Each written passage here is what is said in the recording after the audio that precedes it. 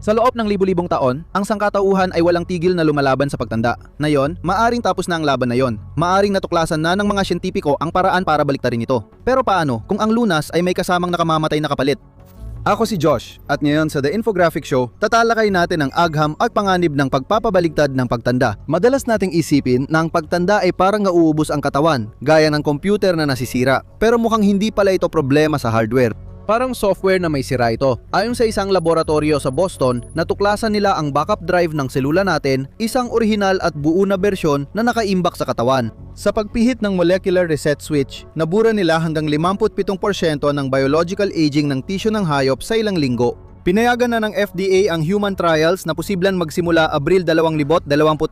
Pwedeng hindi na tumanda ang iyong mga selula gaya dati. Simula dekada 90, pinag-aaralan na ni Harvard biologist Dr. David Sinclair ang Information Theory of Aging o ITOA.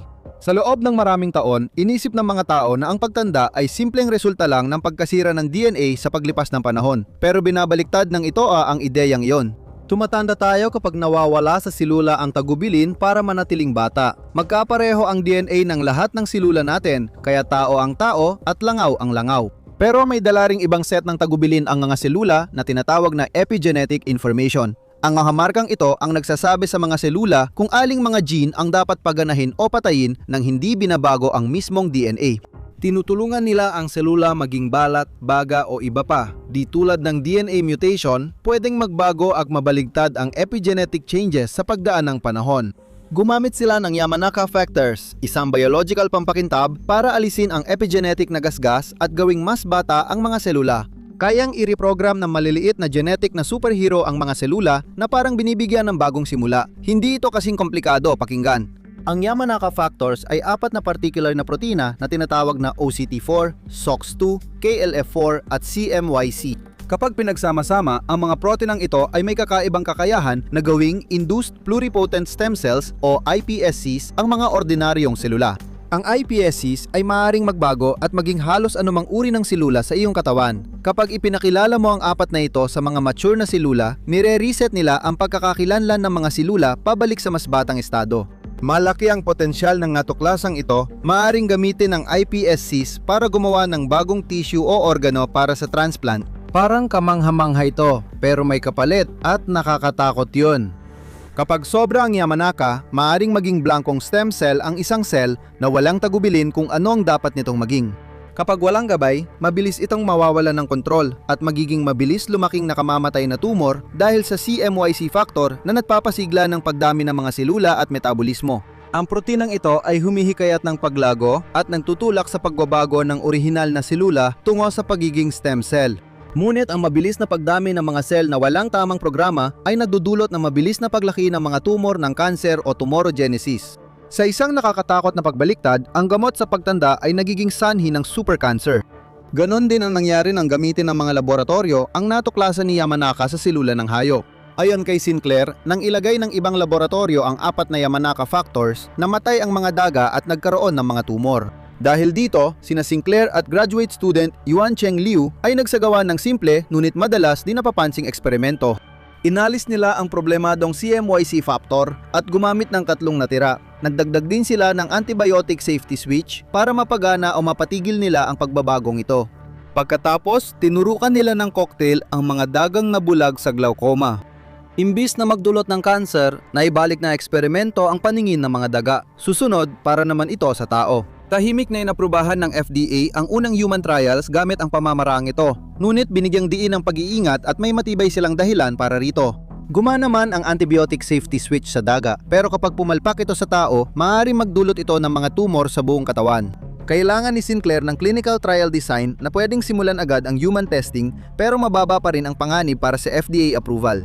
Dapat silang maghanap ng bahagi ng katawan kung saan maaring mapanatiling nakakulong ng ligtas ang anumang problema. Tulad ng unang eksperimento ni Sinclair, napagdesisyonan nilang gawin ito sa mata. Sa una, hindi mukhang mababa ang panganib ng mata bilang organong pag-eeksperimentuhan. May mga bahagi ng katawan na hindi kasing halaga tulad ng balat sa daliri sa paa. May mahahalagang medical na dahilan kung bakit napili ng FDA at Life Biosciences ni Sinclair ang mata. Ang mata ay parang biological blast chamber na may limitadong immune surveillance. mas kaunti ang tutok ng immune system dito kaysa sa ibang organo gaya ng baga. Dahil dito, mas mababa ang tsansang magdulot ng mapanganib na pamamaga ang gene therapy ni Sinclair. Maaring iturok ang gene therapies direkta sa vitreous humor, ang gel na pumupuno sa likod ng mata para mabawasan ang panganib ng masamang epekto sa ibang bahagi ng katawan. Madaling mamonitor ang mata gamit ang non-invasive imaging, kaya mabilis at eksaktong natutunton ng siyentipiko ang epekto ng paggamot. Ang mga sakit tulad ng glaucoma ay nagdudulot ng permanenteng pagkawala ng paningin at wala pang mga regenerative na paggamot, kaya't ang mata ay pangunahing kandidato para sa ganitong uri ng therapy. Kung magtagumpay ang mga pagsubok, pwedeng humaba ang buhay ng tao ng ilang taon o dekada. Kaya kailangan mo ng magandang libangan para sa dagdag na oras. I-like, i-share at mag-subscribe dahil mahaba pa ang buhay mo. Sa unang bahagi ng 2026, magsisimula ang human trial ng Life Biosciences para sa formula na tinatawag na ER100. Hindi lang ito karaniwang medical na pagsubok, mas mataas ang nakataya rito. Kung muling bumata ang optic nerves at bumalik ang paningin ng pasyente, nabasag na ang biological clock. Hindi masukat ang mga kahihinatnan nito para sa sangkatauhan. Ayon sa World Health Organization, 2.2 bilyong tao sa mundo ay may kapansanan sa paningin. 1 bilyon sa kanila ay may mga kondisyong maaring naiwasan o hindi pa nagamot dahil kulang sa pangunahing pangalaga. Ang ER100 ay makakatulong magpanumbalik ng paningin sa milyon-milyong tao lalo na sa pinaka-nangangailangan. Simula pa lang ito. Naniniwala ang Life Bioscience Team na magagamit ang kanilang teknolohiya sa pagkawala ng pandinig, sakit satay at baga, pagkasayang ng kalamnan, neurodegenerative na kondisyon at iba pa. At nariyan din ang Holy Grail, ang ganap na pagbabaligtad ng pagtanda. Sa US, karaniwang haba ng buhay ay 79 na taon. Sa mga maunlad na bansa gaya ng Hapon, Switzerland, Alemanya at Australia, umaabot ng nasa kalagitnaan ng 80 ang karaniwang haba ng buhay. Sa di gaano kaunlad, nasa 64-76 taon lang. Isipin mo kung tumaas sa 100 at 50 ang karaniwang buhay dahil sa epekto ng ER, 100 sa pagpapabalik ng edad. Sino bang ayaw mabuhay ng doble ang tagal? Lalo na kung pwedeng ma-rejuvenate ang katawan sa isang simpleng gene therapy injection. Mawawala ang pangarap na magretiro sa edad 60 o 65. Kung aabot ng 150 ang buhay, baka kailangan magtrabaho ang tao hanggang lampas 100 taon. Hindi na praktikal ang tradisyonal na pagre-retiro sa 65, kaya kailangan ng tumatandang lakas paggawa ang career breaks, tuloy-tuloy na edukasyon at lifelong learning para manatiling mahalaga. Ang mundo ay dumaranas na ng matindi at lumalalang hindi pagkakapantay-pantay sa yaman. Karaniwan, mas maraming naipon na kapital at kontrol sa mga yaman ang mga nakatatandang henerasyon kaysa sa mga mas bata. Karamihan ng mundo ay nahaharap na sa krisis sa demografiya dahil critical na mababa ang birth rate. Inasahan ng Lancet Institute for Health Metrics and Evaluation na lalo pang bababa ang mga fertility rate sa buong mundo. Inaasahang bababa sa 1.37 ang total fertility rate ng kanlurang Europa pagsapit ng 2,100 malayo, ito sa 2.1 na kinakailangan para mapanatili ang laki ng populasyon. Habang tumatanda ang pandaigdigang populasyon at bumababa ang bilang ng mga ipinapanganak, mabilis na lumalaki ang hindi pagkakapantay-pantay batay sa edad. Noong 1,930 beses na mas mataas ang median na yaman ng mga sambahayan na matatanda kaysa sa may mga anak. Pagsapit ng 2013, naging 12.5 beses ito. Lalo pang lumalaki ang agwat kapag dumoble ang edad na pumipigil sa pag-angat na mas bata. May konsiderasyon din sa pangangalagang pangkalusugan.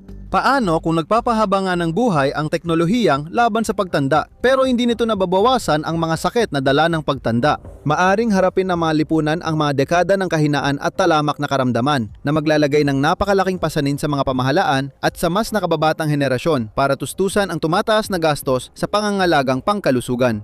Sabi ni Sinclair, makukumpirma o hindi ang pagbabalik ng edad sa 2026. Dahil karaniwang inaabot ng maraming taon ang mga bagong paggamot sa mga pagsubok sa tao, mahirap maging kumpiyansa na ang pangmatagalang kaligtasan ang pangunahing prioridad. Paano nga ba nila balak tukuyin ang pangmatagalang kaligtasan ng ER100 sa loob lamang ng 1 taon? Hindi ito malinaw. Malinaw na may malaking potensyal ang teknolohiya ni Sinclair para mas solusyonan ang matagal ng hamon ng sangkatauhan. Sayang kung hindi subukan. Pero tulad ng nakikita natin sa AI, mukhang walang masyadong nag-isip tungkol sa mga magiging epekto bago ito simulan at ipatupad. Ang paghahangad ng immortalidad o kahit malapit dito, dagdag pa ang hindi masukat na bilyong kita na maaaring ibukas ng ER100 ay tila mas malakas ang tinig kaysa sa iba. Nakakatakot ito para sa lahat, lalo na kung ang pananaliksik ay mula pa kay Sinclair na kontrobersyal. Bagamat marami siyang tagahanga at sapat na pondo, marami pa rin sa larangan ang hindi kumbinsido sa kanyang teorya, trabaho at nagawa. Noong Pebrero 2024, sinabi ng Animal Biosciences, kumpanyang kasama niyang itinatag na may suplemento silang nakabaliktad ng pagtanda ng aso. Tinuligsa ng mga siyentipiko tulad din na Nir Barzilay at Matt Kaeberlein ang pahayag bilang napaaga at udyok ng komersyal na interes at tinawag ni Kaeberlein si Sinclair na nagbebenta ng pekeng gamot. Nagbitiw ang maraming siyentipiko mula sa Academy for Health and Lifespan Research bilang protesta kaya nag-resign si Sinclair bilang presidente noong Marso 2024. Dahil sa insidenteng ito at iba pang kontrobersya, maraming miyembro ng siyentipikong komunidad ang nanawagan ng pag-iingat kaugnay sa kanyang mga gawain, binibigyang diin ang pangangailangan ng masusing beripikasyon at ethical na komunikasyon. Para sa marami, ang mga pagsubok sa ER-100 ay nagdudulot ng mas maraming hindi komportableng tanong kaysa nakakapanabik na sagot. Ang punto, gusto man natin o hindi, mukhang paparating na isang mundong lampas sa pagtanda na parang mabilis na tren at tayo ay nakatali sa riles. Pero ano ang mangyayari kung mas mahaba ang buhay mo kaysa sa lahat ng kakilala mo at sa lahat ng akala mong mahalaga? Alamin sa video na ito kung ano ang dapat ikabahala ng huling tao sa mundo. Hindi ito pagkain o i-click mo na lang ang video na ito.